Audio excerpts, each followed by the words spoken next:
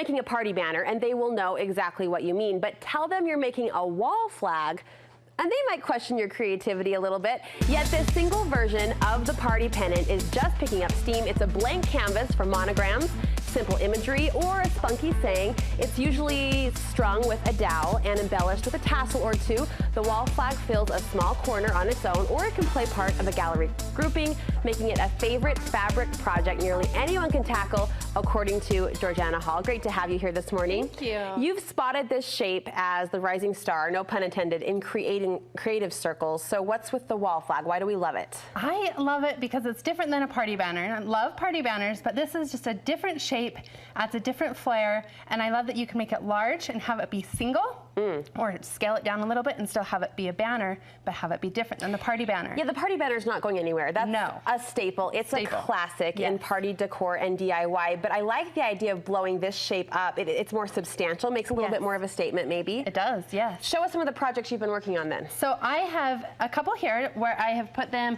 onto some ribbon with some lace and made it a cute banner. So I just made this one simple where there's just 3 pieces to this one. This one, we variegated it where there's the small with the larger. So that's fun also, again, on the ribbon for a banner. And it's still that banner, you know, that horizontal banner length, but just a different shape. Different that kind shape. of pulls the eye in a different way. Yep. And then this one is one that I blew up and made it the single banner. So it really has that standalone shape. I love that you can dress it up with some cute pom-pom trim, add pom-poms along the bottom, and it's just a really cute statement piece. That is bigger than the banner, but you could go even bigger than that, couldn't you? Oh yeah, you can go bigger. You could do a full wall scale. You could. And that would be fun. So, and then this one's just itty bitty. So you can see how the different scale is just really fun to play with. Yeah, absolutely. What characteristics do you think are ideal for the wall flag? So shape, size, that sort of thing. So I think ideal is to have this cute pointed shape where it comes down as the triangle, where the party banner was just an actual triangle. This has that different shape to it, which I think really makes it stand out. Do you like them all uniform, as in one, if you're doing the banner effect, that they're all the exact same size? Nope, I think mix it up and make it fun, yes. And if you're going big scale, if you really want to make this kind of your wall statement, what's a good rule of thumb for how big, depending on your wall size? I think you really need to look at your project that you're working on. Say, like, for instance, here, we had that cute shape, and then we just scaled it a little bit to go above it. So you really need to look at the space that you're decorating in to kind of decide what shape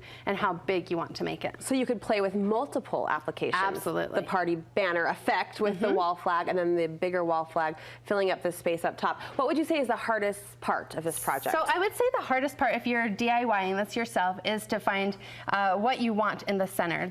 You know, I like titles, I like words, feel good sayings. Yeah. And so to be able to stencil that on and, oh no, I messed that word up and now the whole thing's ruined, you know how that goes. Sure. And so I would say getting what you actually want on that flag is the hardest part. So how do we do that? Okay, so this is my cheater method. We love cheater methods. I love cheater methods. Hooray for the cheater method. That's right. So if you walk into your quilt shop, they have fabric panels, is what they're called. Okay. And so these are some different variations of panels. So you can see here the art is already blocked out on them.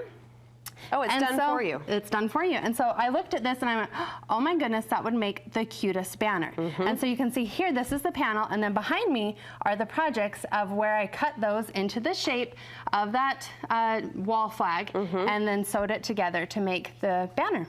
Easy peasy. Easy peasy. I love that. And these fabric panels come in all different sorts of patterns and oh yeah, sayings, different themes. I mean, you can walk into a quilt shop and you'd be amazed at all the fun different variations of things that you can find. So once we have our shapes and they're appropriately decorated, whether you went the cheater's method or not, talk to us about assembly. How do we put this together? Okay, so let's walk it through. So this one's one of my favorites that I found. This one is that cute chalk fill, very home decor-ish.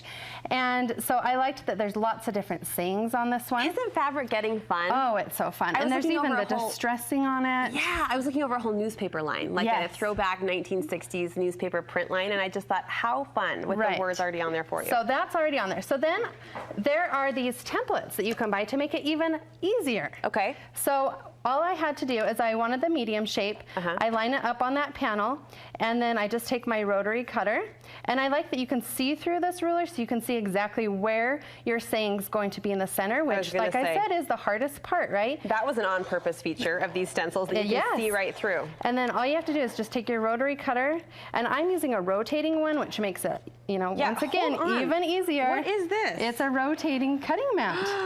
I need one of those in my life. Isn't that so neat? So then I just trimmed around that. I probably need to push a little bit harder. And then we're left with the shape. So I have some step outs. Right over here? Yep. So I have my shapes, and you're gonna want to cut out your front, and you're gonna wanna cut out your back. Okay. So I have my front and my back. If you want a stabilizer, you can totally put a stabilizer in there to just kind of make it a little, it will hang really nicely. This one I didn't put a stabilizer in, and these ones down here I did. So it's totally preference, up to you if you want a stabilizer in them or not. And then you would put right sides together. What's the stabilizer made out of, did you say? This is by Annie. It's just like a foam almost. Oh, okay. And it's just really stable. Just and thicker. Yep. And so if you did want that on, you would put it on your layer. So you're putting right sides together, and then you're going to sew it all together. Okay. And so you're going to leave your top open. Then you're gonna flip it. Now hold on, you're speaking here to a non-seamstress. Could I pull out my handy dandy glue gun? Yes, you can. You're not rolling your eyes at me? You're not cringing? You can absolutely glue it. No, and I have my favorite glue here for those of you that don't want to sew. But see, then you just flip it. Yeah. Right there, and now you have your cute wall flag. Darling. And then you can add ribbon on it. You could sew again to put your topper if you want to put a dowel through it. If you like to glue. This is my favorite. Yeah. It's called Fabric Fuse. It's a fabric glue. Okay. Love this. That's actually what I adhered all my ribbon to. I didn't sew my ribbon. I just used my fabric glue. Are you sure, or are you just trying to make me feel better? No, you really can use this. Okay. Because I was thinking the same thing. I have friends that would be like, I'm not sewing. Yeah, cute idea, but. Yes. So for those of you that don't like to sew, pull out the glue. A perfect complement to this are the tassels that I'm seeing that you've kind of worked into some of these designs. So once you have your banners, you want to dress it up a little bit. Yeah. And this is the cutest tassel maker. It is a pineapple. That's a tassel maker? Yes. Oh. And you can put your yarn on here. And so I'm going to. It looks like just a chipboard. It does. Cutout. But it's a tassel maker. So I'm going to put my string on the top.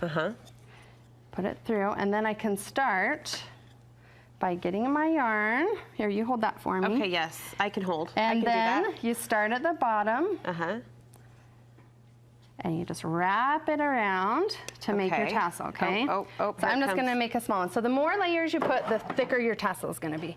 You trim it down. Okay. Okay, so this top piece right here, that's gonna be your top of where you're gonna loop it onto your project. So you're gonna tie a knot there. I'm trying to hurry. This is the cutest pom-pom maker. So cute. This pineapple has multiple personalities. Then you're going to tie the front so that it keeps the front of the tassel together. Okay. So once again, it's just a square knot that I'm doing. And here comes the haircut, right? Yeah, grab my scissors, trim it off the bottom, and then lift it off the top. Look at that. And there's my tassel. Perfect. And there's my loop. So and then all easy. you have to do is tie it on the back, and you have the cutest tassel. Oops. Oh my gosh, darling. Isn't that cute? The perfect complement to your wall flag, a nice sister/cousin to the pennant banner that we know from parties. So thank you so much for the inspiration. Right. Where can we shop these supplies? Adornit.com is where you can find all this fun product, the tassel maker, the panels, the templates. That cute little pineapple wowed us. Thank you so much, Georgana. Yes, really thank fun. you.